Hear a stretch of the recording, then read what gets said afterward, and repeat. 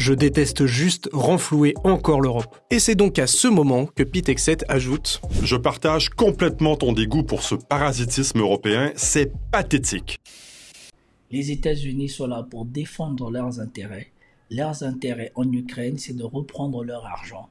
Et la condition pour qu'ils puissent reprendre leur argent et d'exploiter les minerais ukrainiens, c'est la paix. Mais pour obtenir la paix, le maître du Kremlin, Vladimir Poutine, a déjà posé ses conditions.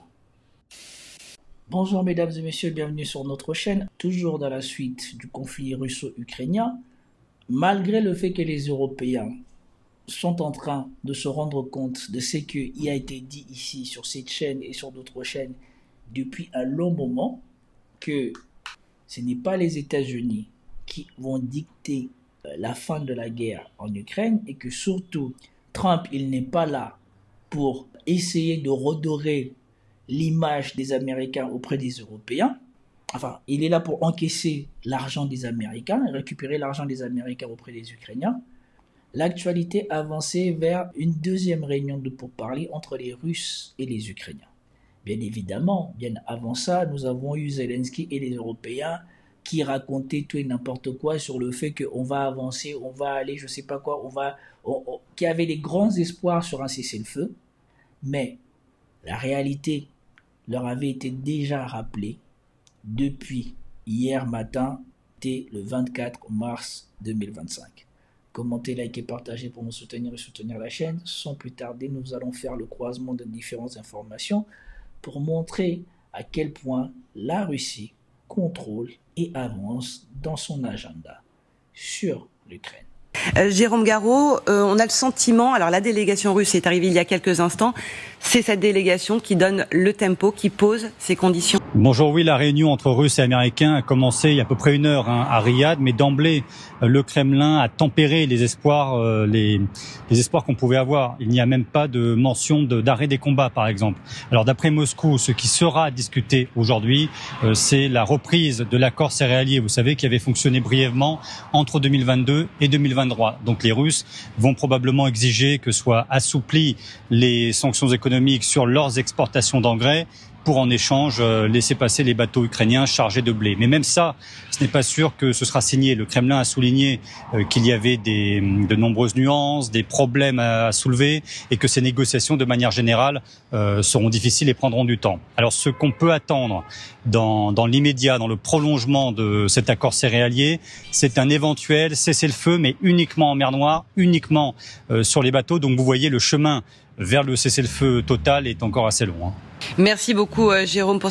Alors ici, comme vous venez d'attendre, avant que les négociations ne commencent, malgré le fait que les Européens fanfaronnent sur le fait qu'il y aura peut-être probablement un futur accord de cessez-le-feu total ou complet ou je sais pas quoi, on vous dit, les Russes ont tempéré toute euphorie du côté adverse en disant qu'il n'est même pas certain qu'on obtienne l'accord sur les céréales parce que eux, ils attendent un assouplissement de sanctions sur la vente de leurs engrais. Parce qu'il faut rappeler, depuis 2014 et les premières sanctions, la Russie est devenue l'un des premiers producteurs d'engrais agricoles, je crois, si ma mémoire est bonne.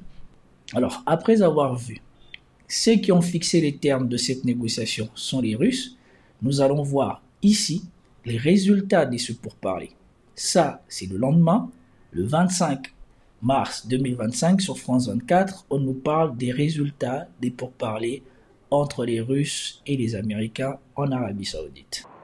Derrière les murs de ce luxueux hôtel de Riyad, des négociations cruciales pour l'avenir de l'Ukraine. Autour de la table, les Russes arrivés à bord de ces véhicules et les Américains. Objectif affiché de Washington, parvenir à une trêve complète, bien plus large que le cessez-le-feu sur les infrastructures énergétiques conclu la semaine dernière. Un cessez-le-feu partiel, déjà fragilisé, Kiev et Moscou s'accusant tous deux de l'avoir violé. Si Washington n'arrive pas à ses fins, la première étape pourrait être une nouvelle trêve maritime en mer Noire. Ça va attendre, ils ont dit si Washington n'arrive pas à ses fins, la première étape, ce sera un cessez-le-feu maritime. C'était une proposition du président Trump et le président Poutine l'a acceptée. C'est avec ce mandat que notre délégation s'est rendue à Riyad. Le ministre ukrainien de la Défense est lui aussi dans la capitale saoudienne, où aucune rencontre n'est prévue pour l'instant avec les Russes. Dimanche, sur place, il a rencontré la délégation américaine. Il a ensuite briefé Volodymyr Zelensky, toujours aussi méfiant vis-à-vis du Kremlin. Depuis le 11 mars, une proposition de cessez-le-feu inconditionnel est sur la table. Ces attaques auraient déjà pu cesser, mais c'est la Russie qui continue tout cela. Ne semblant pas pressée de conclure un accord, la Russie a d'ores et déjà tempéré les attentes des plus optimistes, assurant que les négociations seraient difficiles. À ce stade, elle ne mentionne toujours pas un éventuel arrêt des combats en Ukraine. Et bien évidemment, comme vous venez de le voir, notre ami Zelensky est toujours dans l'illusion, probablement encouragé par la bêtise de Emmanuel Macron avec son énième sommet de soi-disant les Européens prêts à aller en Ukraine sans l'appui des Américains, ce qui est une lubie, une folie, une bêtise, un mensonge. Mais bon, on va laisser. Ici encore, vous venez de voir, il est en train de parler d'une trêve inconditionnelle.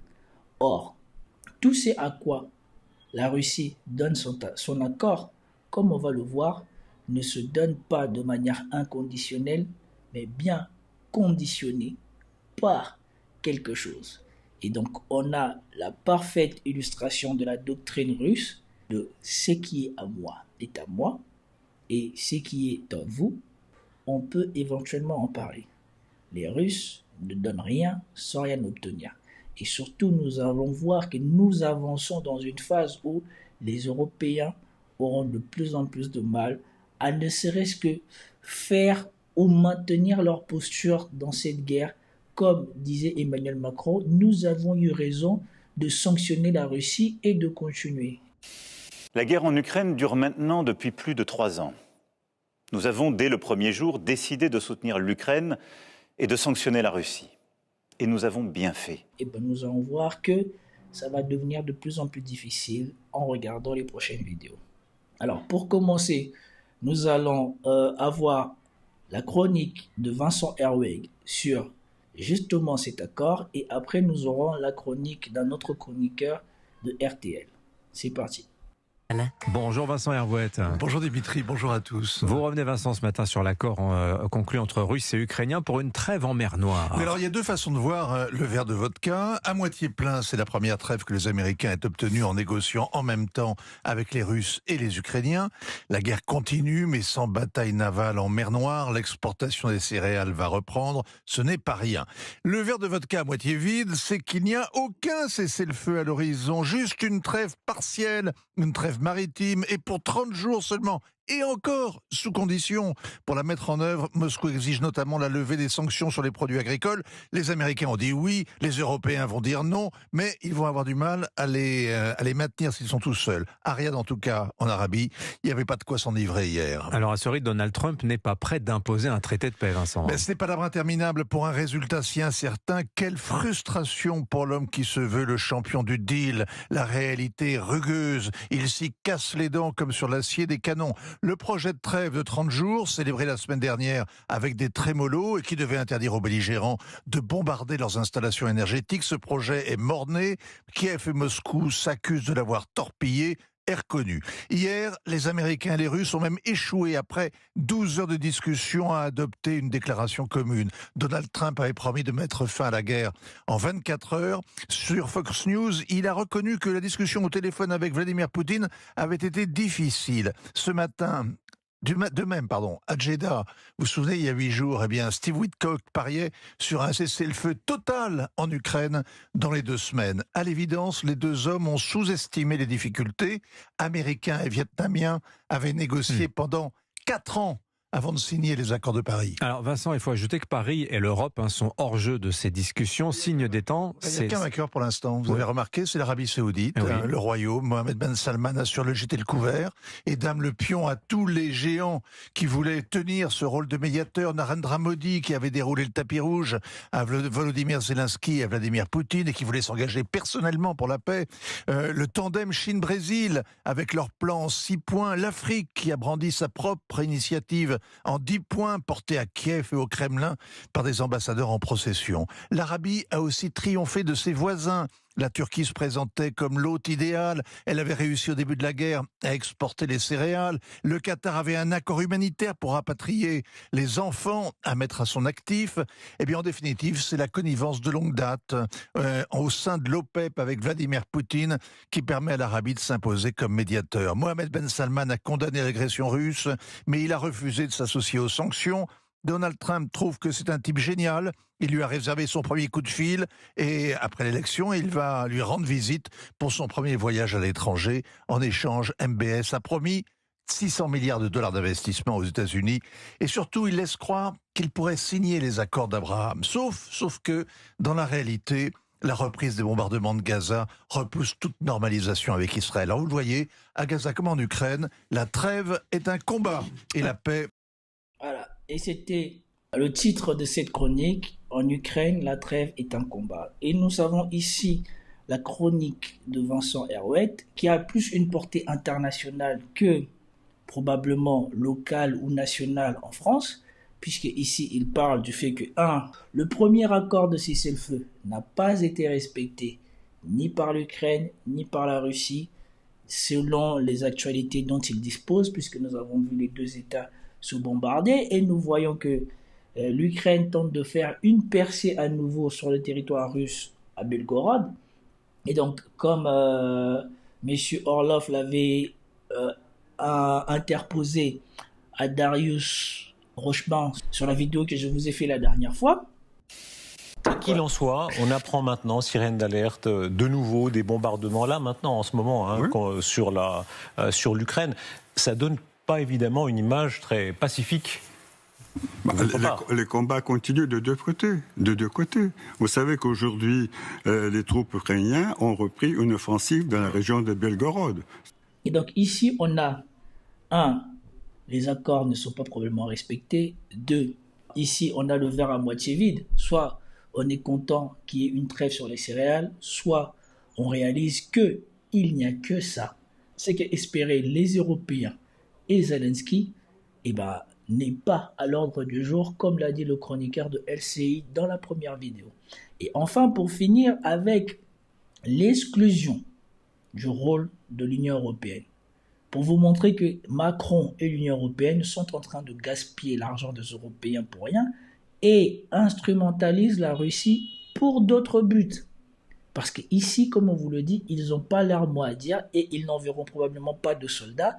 Et donc, une fois de plus encore, il faut regarder de près cette histoire de réarmement, puisque moi, c'est ma conviction, plus je décrypte l'actualité internationale, moi, je trouve des raisons à ce réarmement des Européens pour faire face à la Russie, au lieu d'aller peut-être imposer leur volonté, leurs intérêts en Afrique.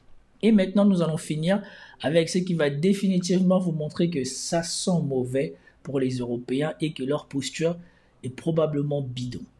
C'est la chronique de Étienne Grenelle sur RTL. RTL Matin.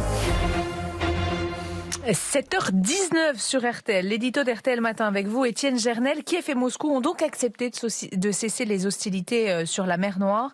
Mais attention, et c'est ce que vous nous dites ce matin, il ne faut pas s'y tromper, c'est vraiment Vladimir Poutine qui est en train de rafler la mise. Oui, il y a un adage célèbre qui dit que le crime ne paie pas. Eh bien si, en ce qui concerne Vladimir Poutine, le crime paix. Et l'accord décrit hier par des communiqués qui sont différents, il faut le noter, de la Maison-Blanche et du Kremlin, en est un exemple et il est tout à fait accablant. En clair, c'est un accord de cessez-le-feu très très partiel, portant seulement sur la mer Noire, qui n'est pas du tout l'épicentre des combats.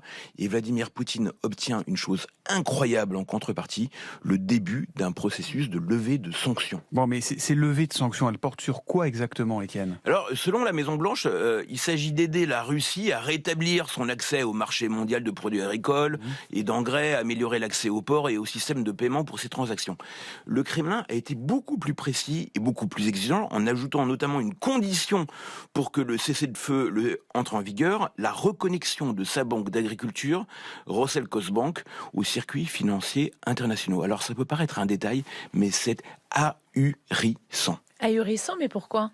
D'abord parce que ça faciliterait les rentrées d'argent de l'État russe et des rentrées légales, ce qui lui permettrait de renflouer son économie exsangue et donc de financer la poursuite de sa guerre d'agression, laquelle guerre continue bien évidemment, puisqu'il n'y a pas de vrai cessez-le-feu. Et puis c'est un engrenage mortifère, commencer à déshabiller les sanctions avant que les causes de ces sanctions, l'invasion de l'Ukraine, ne s'estompent, c'est pas une politique d'apaisement, ça, c'est une politique d'aplatissement. Pour résumer, Vladimir Poutine demande des levées de sanctions, non pas pour arrêter l'agression, mais pour ne pas en commettre de nouvelles. Et puis par ailleurs, on touche là une limite de la stratégie trumpienne qui consiste à passer par-dessus la tête de l'Europe. Bon, ça dit, c'est quand même une limite relative, non ? Parce que Trump, il peut pas décider tout seul, unilatéralement, de lever des sanctions. Ça dépend, c'est souvent compliqué, mais dans ce cas précis, reconnecter la banque agricole russe au système de paiement international SWIFT, qui est domicilié en Belgique et qui donc obéit au droit européen, c'est pas de son seul ressort. En tout cas, c'est beaucoup plus difficile que ça. Or, les sanctions européennes décidées en 2022 visent nommément cette banque que j'ai vérifiée. On disait autrefois de l'Amérique qu'elle était le gendarme du monde, vous savez. Ce que fait Donald Trump, c'est non seulement de caresser le bandit, c'est-à-dire Vladimir Poutine dans le sens du poil, mais aussi de tenter de désarmer les autres gendarmes. Et donc ici, nous avons ce qui va advenir de l'Europe et des États-Unis pour le règlement de ce conflit. Nous savons que les Américains sont animés par la volonté de récupérer leur argent, de sécuriser leurs investissements en Ukraine. Pour cela, ils ont besoin que l'Ukraine devienne stable, la guerre s'arrête pour que on puisse avoir au moins un cessez-le-feu, histoire de pouvoir organiser des élections pour éjecter Zelensky tranquillement et pouvoir mettre quelqu'un en place qui serait d'accord pour signer les accords de paix et de démilitarisation, ou en tout cas de donner à la Russie les garanties de sécurité qu'elle veut sans qu'il soit illégitime. Et donc tout cela passe par la levée des sanctions. Et on sait que ceux qui ont été en avant et ceux qui en ont beaucoup pris, ce sont les Européens. Et donc, si on veut la trêve en Europe, vous voyez bien le chemin qui se dessine. Il va falloir que les Européens commencent à renoncer à leurs sanctions. Alors là, on en est à des toutes petites, mais on sait la der des der, c'est la levée des sanctions sur les actifs russes qu'ils détiennent. Nous verrons bien si Vladimir Poutine arrivera à obtenir cela ou pas. Et nous voyons bien que les États-Unis n'auront pas d'autre choix que d'en arriver là, puisque je vous rappelle que déjà dans les toutes premières négociations entre Rubio et Lavrov, on avait déjà fait part de la levée des sanctions et Rubio disait déjà que quand on va finir de négocier avec les Russes, on va amener les Européens à la table de négociation pour que eux aussi acceptent la levée, non pas négocient, acceptent la levée des sanctions avec la Russie. Rubio a considéré la rencontre avec Lavrov comme le premier pas d'un long et ardu chemin vers la paix. Il a souligné qu'à ce moment-là, toutes les parties impliquées doivent faire des concessions. Le secrétaire d'État n'a pas donné plus de détails sur les concessions, mais la déclaration a sous-entendu que les États-Unis pourraient agir très rapidement en levant progressivement les sanctions imposées à la Russie. En ce qui concerne les sanctions contre la Russie, des concessions doivent être faites par toutes les parties pour mettre fin à tout conflit. L'UE devra être à la table à un certain moment car elle a également des sanctions qui ont été imposées à la Russie, a déclaré Rubio. Et donc ici, vous avez cette chronique qui nous montre le devenir de ce conflit. Si vous voulez que ce conflit s'arrête, étant donné que du côté des Américains, ils sont déjà en train de normaliser leurs relations internationales avec la Russie, il faudra nécessairement que les Européens fassent carpette. Il faudra que les Européens rampent devant leur maître et de toute manière, nous savons que c'est ce qu'ils feront. Puisque comme l'a déjà dit Emmanuel Todd, dans la sphère de domination occidentale, c'est les Américains qui sont les boss et tous les autres pays ou tous les autres dirigeants, par eux-mêmes, trouvent qu'il est nécessaire d'être en bonne relation avec les Américains. Il y a deux mondes différents. Il y a ce qu'on appelle le monde occidental, qui est la sphère de domination américaine, en fait. L'OTAN plus la Corée et le Japon. Alors nous, on est dans le système. Mettez l'Australie aussi dedans. Oui, toute l'anglosphère. Ça va de soi. La Nouvelle-Zélande, si vous voulez, on peut rajouter des choses comme ça. Et le Canada, bien sûr. Et nous, on est dans le système. On est dans le système de pouvoir auquel nos dirigeants, appelons les choses par leur nom, notre oligarchie est soumise. Et donc nous, pour nous, c'est important. On croit que c'est important d'être bien avec les patrons. Sans compter même le fait que les Américains eux-mêmes maintenant méprisent encore plus les Européens. Et je veux vous l'illustrer, non pas par les dires d'Emmanuel Todd ce tour-ci, mais par cette vidéo. L'administration Trump a fait fuiter les plans d'une attaque au Yémen en incluant par erreur un journaliste du journal The Atlantic dans leur conversation sur l'application Signal. Et dans les messages, Pete Hegseth, le secrétaire à la défense des États-Unis, écrit ceci. Je partage complètement ton dégoût pour ce parasitisme européen, c'est pathétique. Sympa. Mais alors, de quoi il parle ? Remontons plutôt dans la conversation. Dans cette boucle Signal, des membres de l'administration Trump, parmi lesquels J.D. Vance, le vice-président, ou encore Marco Rubio, le secrétaire d'État, planifiaient des frappes contre les Houthis. Depuis fin 2023, ces rebelles soutenus par l'Iran s'attaquent à de nombreux navires passant par la mer Rouge, en solidarité avec les Palestiniens. Et ça impacte énormément le commerce maritime mondial. D'après les autorités égyptiennes, le nombre de navires passant par le canal de Suez a chuté de 70%. Sauf que ce canal est un point de passage crucial pour 15% du trafic maritime mondial. Depuis le début des attaques houtistes, les 3/4 des navires américains qui empruntent le chemin doivent maintenant le contourner. Mais ce passage est surtout essentiel pour l'Europe. Selon le Parlement européen, 40% de ces échanges avec l'Asie se font par la mer Rouge, et donc le canal. Et ça, c'est ce qui énerve J.D. Vance dans cette conversation. Il ne comprend pas l'utilité de frapper maintenant les Houthis. Je pense qu'on fait une erreur. 3% du commerce américain passe par le canal de Suez. 40% du commerce européen y transite. Il y a un vrai risque que le public ne comprenne pas l'action ou pourquoi c'est nécessaire. Pour Pete Hegseth, ces frappes sont au contraire nécessaires pour restaurer la liberté de navigation et une autorité que Biden aurait affaiblie. Ce à quoi Vance répond « Si tu penses qu'on doit le faire, faisons-le. Je déteste juste renflouer encore l'Europe. » Et c'est donc à ce moment que Pete Hegseth ajoute « Je partage complètement ton dégoût pour ce parasitisme européen, c'est pathétique. » C'est vrai que frapper les Houthis et donc rétablir le commerce maritime dans la mer Rouge aiderait beaucoup l'Europe. Et ça, c'est aller contre la politique de Trump qui veut faire payer plus cher les Européens pour la protection des États-Unis. D'ailleurs, c'est pour ça que le président américain souhaite que les États du vieux continent augmentent leur participation financière à l'OTAN. Frapper le Yémen, ce serait donc faire plaisir gratuitement aux Européens, et ça les énerve. Voilà. Vous venez de comprendre pourquoi les États-Unis sont là pour défendre leurs intérêts. Leurs intérêts en Ukraine, c'est de reprendre leur argent. Et la condition pour qu'ils puissent reprendre leur argent et d'exploiter les minerais ukrainiens, c'est la paix. Mais pour obtenir la paix, le maître du Kremlin, Vladimir Poutine, a déjà posé ses conditions. Il ne donnera pas la paix aux Ukrainiens si on ne satisfait pas ces conditions. Et l'une de ces conditions, c'est la levée de tout le lesbrouf qu'ont fait les Européens aux Russes. C'était tout pour cette vidéo, j'espère que vous avez apprécié. Si vous avez apprécié, commentez, likez, partagez et je vous dis à plus tard. Peace out.